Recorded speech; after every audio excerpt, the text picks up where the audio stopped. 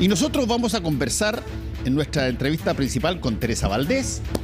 Ella es socióloga, además coordinadora de este Observatorio de Género y Equidad, porque, bueno, mañana es el Día Internacional de la Mujer, que en realidad tiene un nombre así como Día Internacional de la Mujer y no dice efectivamente el día, lo que básicamente ocurre en muchos países cuando se llega a este 8 de marzo. Por ejemplo, se discute cuáles son las situaciones pertinentes de la mujer en cada uno de los países, qué tanto se ha avanzado respecto de otros años en materia de legislación sobre eso, qué tanto están las estadísticas en materia de todo orden de cosas, desde las criminales hasta, por ejemplo, las de trabajo. Bueno, con Teresa Valdés hemos conversado antes este tema y estamos ahora aquí a nada de que venga un nuevo 8 de marzo y te quiero preguntar muy directamente, ¿tú sientes que el país, y estoy hablando de los ciudadanos, se preocupan el 8 de marzo de ver efectivamente cuál es la situación de la mujer, o esta es una de esas típicas efemérides que queda y después de que pasa ya pasó? Yo diría que crecientemente se preocupan las y los chilenos de saber qué pasa con las mujeres, no la mujer, las mujeres, porque somos diversas y eso hace que haya mucho interés. Las universidades, las instituciones, los organismos públicos, los municipios están todos ahí viendo cómo han hecho la tarea, dando examen, si lo han hecho bien, si no lo han hecho bien. Entonces sí, hay una preocupación clara, está instalado. Además tiene esta doble dimensión el 8 de marzo, que tiene por un lado conmemorar las luchas de las mujeres, las difíciles luchas de la mujer, que es de la mujer trabajadora, porque esto se inicia, es el Día de la Mujer Trabajadora, asumido por Naciones Unidas en 1975, pero por las mujeres desde el año 1910. Clara Zetkin en la segunda Conferencia Mundial de las Mujeres Socialistas lo propone, y desde entonces todos los 8 de marzo han sido, digamos, la mujer trabajadora, pero el año 75 Naciones Unidas lo tomó y lo instaló como un tema, digamos, como una efeméride internacional. Pero entonces lo que estamos todo el tiempo recordando las luchas de las mujeres y al mismo tiempo celebrando los avances y haciendo las cuentas de los pendientes. Eso es lo que está haciéndose hoy día y mañana, o sea, mañana, toda esta semana y la próxima semana. Y si tú, Teresa, tuvieras que decir en unas 2 o 3 párrafos, ¿cómo tú puedes valorar o evaluar si es que efectivamente llevamos un tiempo ya con este Día Internacional de la Mujer? ¿Cuáles han sido los efectos y qué tanto ha calado en la ciudadanía de todos los países y particularmente en Chile? ¿Qué tanto ha calado la noción de que este día representa algo que se tuvo que hacer porque había que apuntar a un problema que o no se veía o no se quería ver? A ver, si tú miras a lo largo de lo que ha sido sobre todo el siglo XX, reconocido como el siglo de las mujeres, es la incorporación de las mujeres a todas las esferas, a todos los espacios de decisión, a los espacios públicos, al mercado laboral, y eso es lo que efectivamente estamos observando todos los 8 de marzo.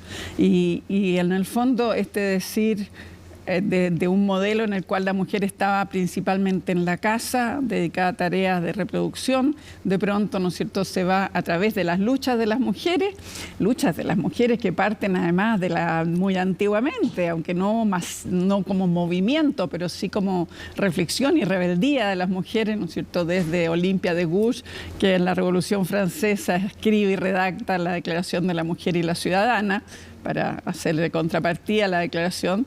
Murió en la guillotina ella por esto de salirse de sus normas. La Revolución Francesa terminó un poquitito más o menos. Sin embargo, puso la meta, puso el desafío. Y hasta el día de hoy seguimos buscando profundizar la libertad, la igualdad y la fraternidad.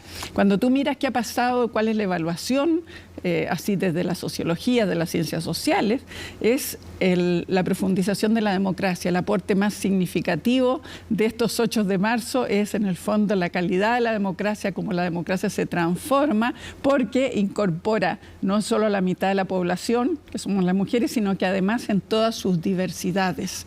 Entonces eso es como lo más, digamos, significativo. Mira, hay una particularidad,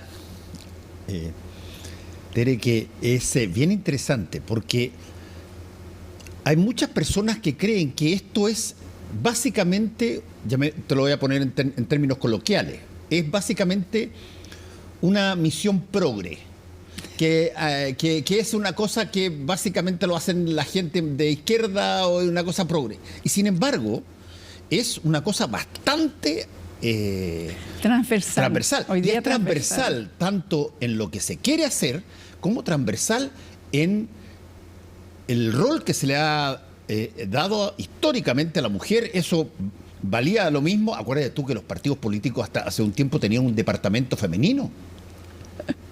Mira, si tú piensas lo que significó incorporar a las mujeres al voto, al derecho a elegir y a ser elegidas, significó convencer a los hombres y a los hombres transversalmente de que eso era bueno para la democracia, el año 49, ¿no es cierto? Y finalmente se sube en todos los sectores.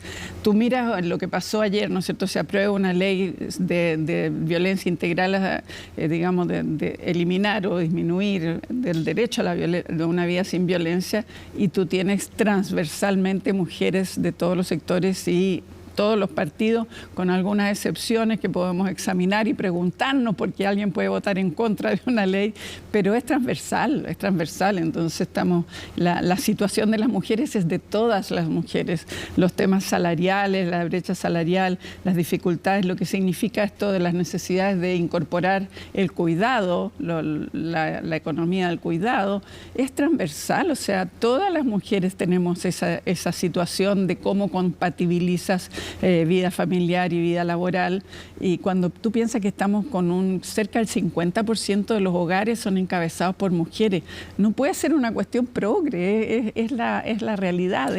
Pero yo a lo que me refiero es que, por ejemplo, históricamente, América Latina, por ejemplo, siempre se consideró de alguna manera como que los roles del hombre y la mujer estaban súper dados fijamente, qué sé yo, uno proveía, la otra criaba hijos o hacía la comida. Ese tipo de cosas ya, que eran muy maqueteadas, se han diluido bastante, muy profundamente, pero ¿qué tanto cuesta o queda por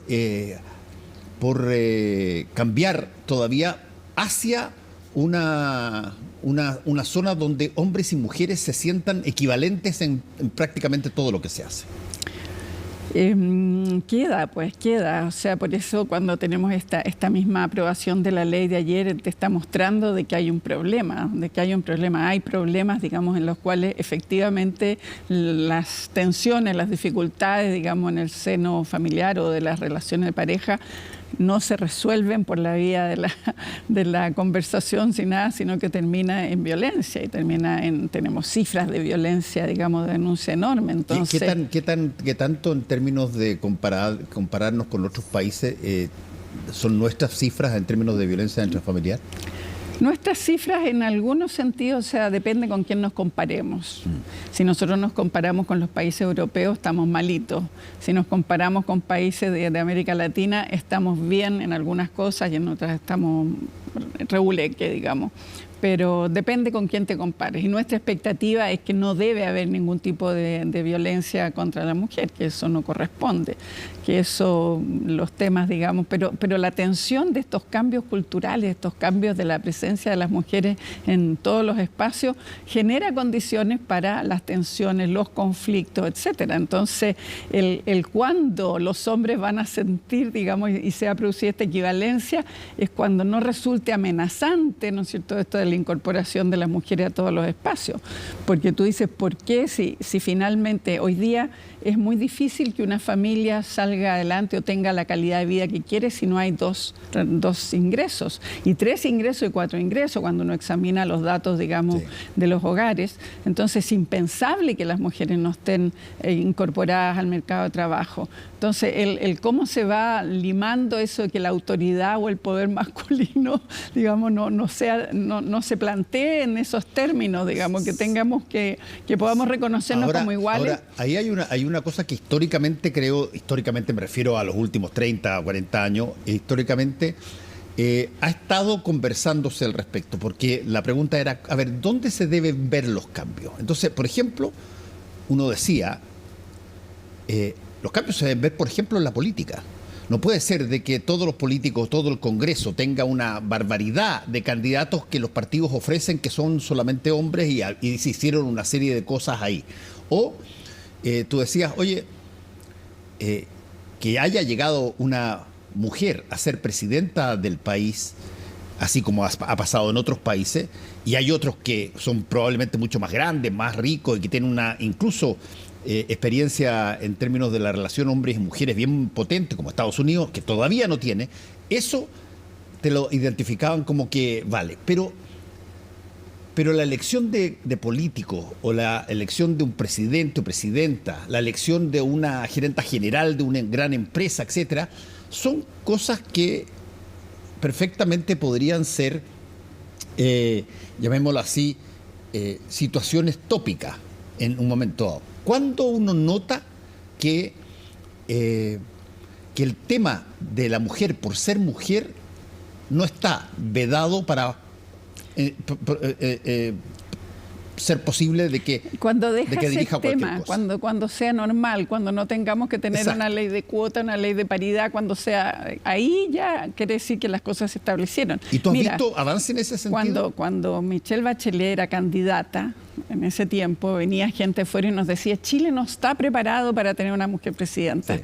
Y mira qué rápido que pasó, que no solo estuvo preparada, sino que fue reelegida. Y cuando tú miras hoy día, tienes un gabinete con extraordinarias ministras, líderes y todo, y es como normal. Se piensa que el gabinete de Elwin no tenía ninguna mujer y hoy día tenemos más de la mitad. Claro. Entonces, y de hecho tú tienes en la derecha hoy día a la persona que está más promocionada y que está más adelante en las encuestas es Evelyn Matei.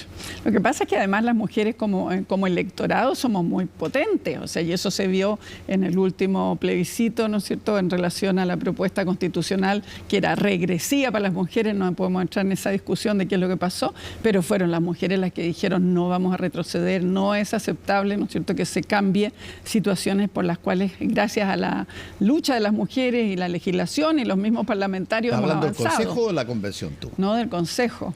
¿Y de la Convención cuál fue el rol de las mujeres? Que también se rechazó.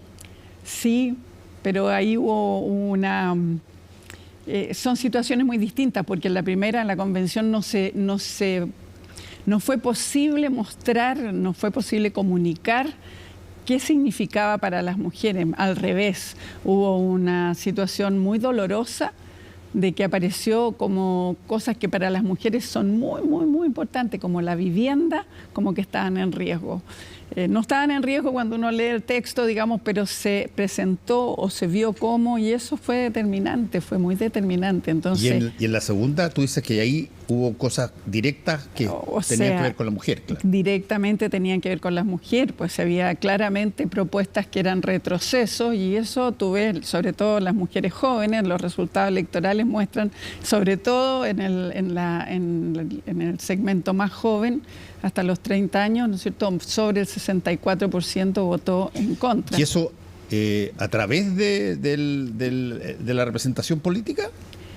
No tenemos cómo saberlo, pero como tenemos esta nueva situación, este nuevo escenario de elecciones, digamos, de votación obligatoria, es muy interesante porque esa votación lo que estuvo reflejando era que había una sensibilidad, un reconocimiento, digamos, de que hay una línea roja que no se puede pasar y que no se podía retroceder respecto de esos temas. Entonces, eso es lo que tú sientes como mayor avance. Si te tuvieras que decir, dame un indicador, yo te digo, sí, eso no fue posible, digamos, retroceder. Y tenemos esta ley recién aprobada y tenemos, digamos, situaciones nuevas en las cuales, ni qué decir todo lo que ha pasado en las universidades. Cuando tú miras de 2018 hacia adelante, ¿no es cierto?, la ley que hoy día hace que todas las universidades, casi todas las universidades, tienen en este momento preocupación específica para que no se reproduzcan temas de acoso sexual, de discriminación. O sea, los esfuerzos hacia la igualdad desde los espacios académicos, espacios educativos, es fundamental. Y déjame hacerte la pregunta de alguna manera, yo también hago clases en la universidad que tiene que ver con la profesión. ¿Qué tanto el lenguaje ha también sido, de alguna manera, se ha modificado para que haya una situación que incluya a hombres y mujeres en ese... Hay mucha gente que todavía se ríe y hace chistes con eso, pero eso es un tema, ¿no? Es un tremendo tema y uno tiene que explicarlo tantas veces, que en el fondo cuando tú tienes un lenguaje en el cual se habla en el masculino, porque el español originalmente solo reconocía el masculino, mirado desde nosotras, es sentirse excluida, sentirse marginada, es algo tremendamente doloroso. Desde que tú empiezas a nombrar a las personas, empiezan a sentirse incorporadas. Entonces tiene un impacto de integración social, tiene un impacto democrático, tiene un impacto de reconocimiento.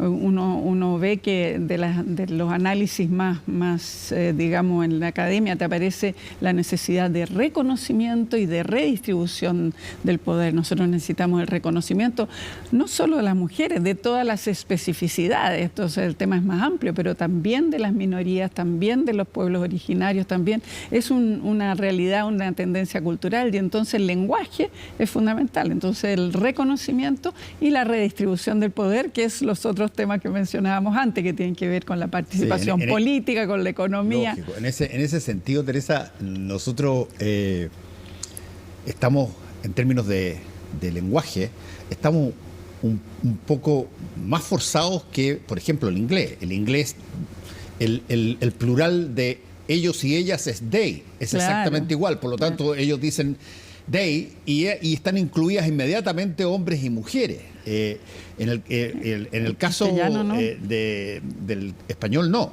Claro. Separan ahí ellas y ellos, nosotros y ellas, en fin.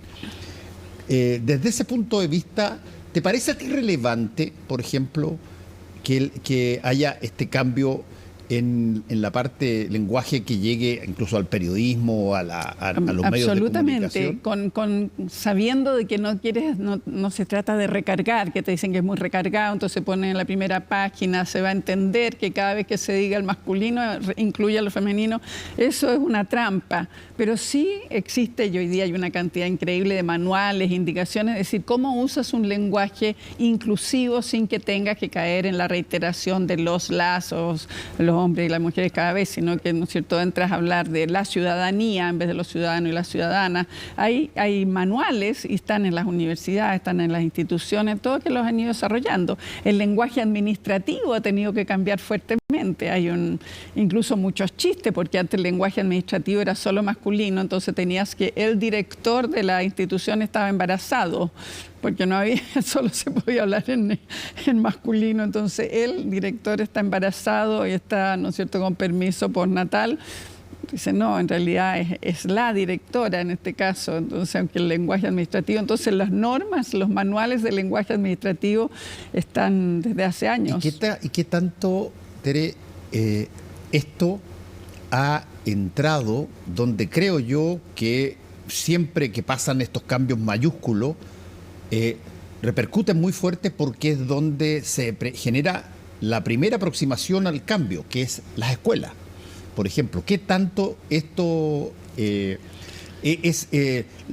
bueno, nosotros, los más viejos, tenemos una serie de resabios, de costumbres y de cosas, pero tú ves cambios bastante evidentes en lo que se está enseñando hoy día en colegios, escuelas y todo?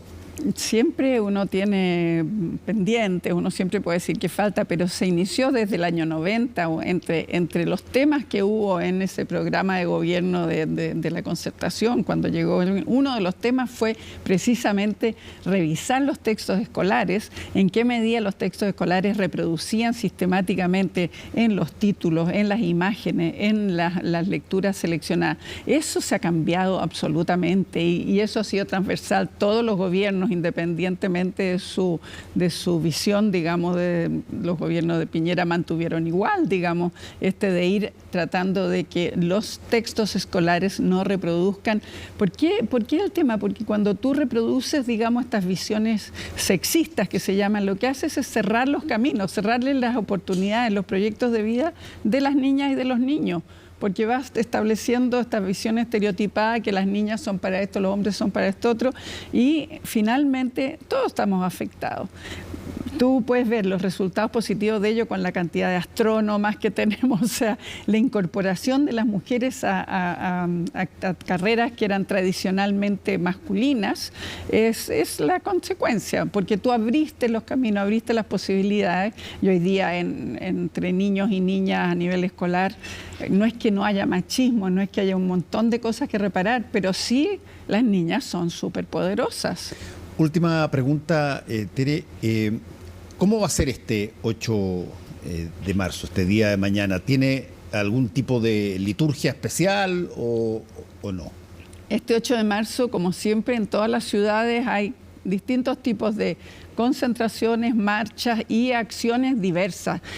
Lo que ha pasado, ves tú, es que vamos a tener una marcha mañana, por supuesto, a las 6 de la tarde, pero tenemos al mismo tiempo en las comunas muchas marchas. Entonces, probablemente no vamos a tener la tremenda marcha, pero sí están habiendo y están convocadas y citadas a través de las redes sociales.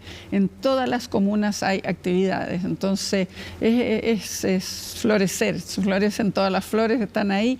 Y claro, vamos a tener un acto central, digamos, en la Alameda y con un acto cultural. Bueno, yo te agradezco que hayas estado acá anticipándonos un poco este 8 de marzo, pero sobre todo porque uno sabe que hay un 8 de marzo y que es el Día Internacional de la Mujer, pero, y por eso te hice ese tipo de pregunta, a uno también le gustaría saber qué tanto ha cambiado, qué tanto ha habido un énfasis, un interés en que no sean entes absolutamente separados, el hombre y la mujer, donde uno tiene ciertas cualidades y la otra, bueno, acompaña. Ahí vamos.